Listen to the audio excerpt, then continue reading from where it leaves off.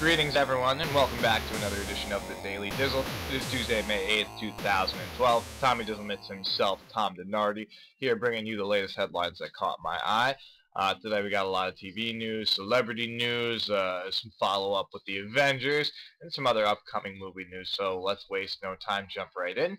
Yesterday we did talk about the Castle finale, which aired last night, and as much as I would love to be the guy to be like, guess what, we're talking about it first, I'm not going to be that asshole to ruin it for the people who might not have seen it, who are still intending to catch up on it. Let's just say it was a good episode. However, the very start of it brought something to my attention that I definitely have to talk about, because a lot of shows have been doing it this season. I personally blame Revenge, which I know got great ratings and it's coming back next season. I never watched it, but I blame that show for the story mechanism of the cop shows that they've taken this season. Whether it's Castle, which has done it at least 3 or 4 times, NCIS, a lot of the police procedurals have done that thing where they'll start about 3/4 of the way into the episode and then do that. Oh, 24 hours ago, 3 days ago, 48 hours ago. They do the flashback. Now, in storytelling, it is a little bit easier for an audience to identify with something that they know is going to happen, that they can get into. But at the same time, by starting an episode 3/4 of the way through, you know that the only stuff that you're going to have to try and wait and figure out what's going to happen is that last 5-minute segment. Everything else is kind of paint by numbers before then. You know it's going to have to get to a certain point to get to those events. So next season, can we just stop with the flashbacks? I might have to take a vow that any of my shows, whether they're my favorites that I've watched forever, if they keep doing it, I'm going to have to stop, because I'm tempted to punch a hole in the TV every time it happens. So now we got that ran out of the way. Other TV news, America's Got Talent, you know, NBC's big talent show. NBC has a lot of talent shows, and none of them ever do as good in the ratings as the Fox talent shows. But that's another point. Still, America's Got Talent, it does okay in the ratings. They brought in Howard Stern, so of course the Parent Television Council has nothing better to do but then try and boycott it. Obviously, Howard Stern is identifiable with the Howard Stern Show in shock jock tactics. He's never been one to follow censorship rules. However, when he's on a TV show and he's got a lucrative contract, he's not going to cause any problems. When he was first hired months ago, this was an issue, and they had thrown it out there that, guess what? There's not going to be anything to worry about. However, that has not stopped the PTC from launching a boycott program towards the sponsors of America's Got Talent, trying to get them to pull out, even if America's Got Talent does lose some of their sponsorship deals. They're still going to get ratings out of this, so it's a win for them. And the PTC, I guess, gets to keep busy for another day till they find something else that's offensive or that their little kids shouldn't be seeing, because God knows people can't control what their kids are watching. Let a big organization that no one gives a shit about control it for them. Now let's jump into some bullet point celebrity gossip. First up in the pipeline is Matthew Fox. He used to have a great career from Lost. Then he did Speed Racer after that, and ever since he's just always in the news for DWIs or punching chicks in vaginas, or like today for another DWI. And other random news that we already knew about.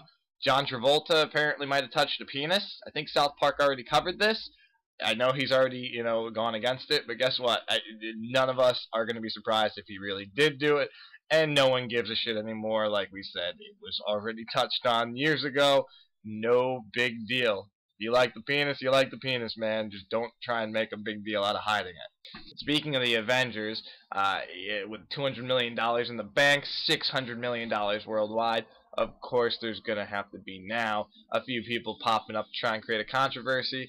Apparently Bollywood wasn't too thrilled about the way that it was portrayed. The most amusing bit of this whole story is the fact that it's open knowledge these scenes were actually filmed in Mexico. So pretty much this story comes down to India complaining about being portrayed as dirty Mexicans. But it wasn't all bad news for the Avengers. It did set an opening weekend benchmark.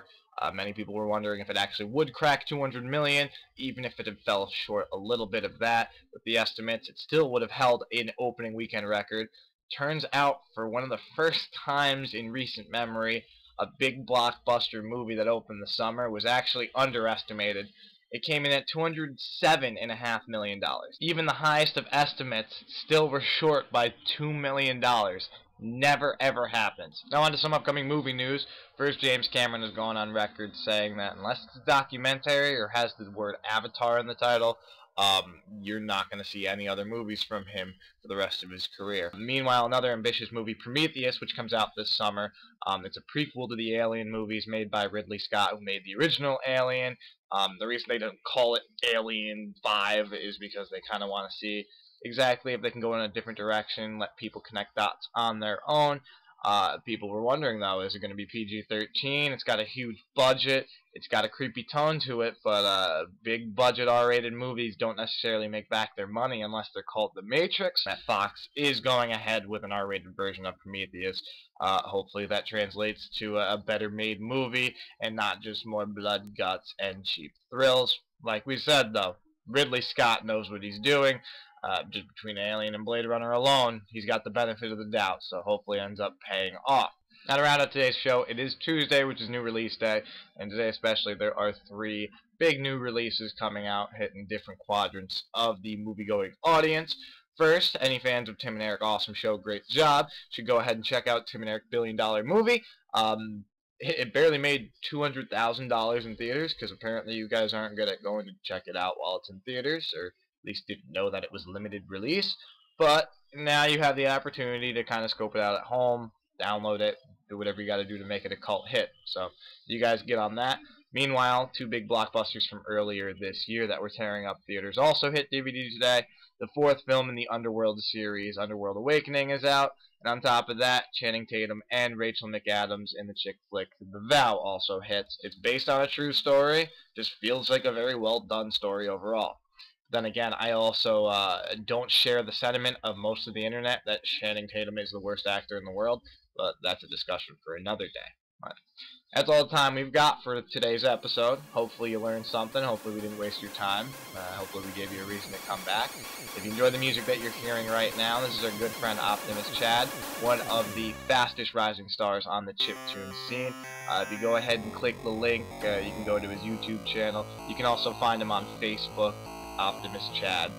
You should be able to spell that, but there's a link in the description if you're too lazy to go ahead and find him. Give him a listen. He's the man, and he usually has new material coming out at least on a weekly basis, so there's always something new to check out from him. But like we said, thank you guys for checking us out here today. Hopefully we gave you a reason to come back, and hopefully we didn't piss you off too much. Yeah, that's all we can ask for. So, for the Daily Dizzle, I'm Tommy Dizzlemits. Thanks for checking us out. Be sure to check back Wednesday morning for the latest edition. We will see you then.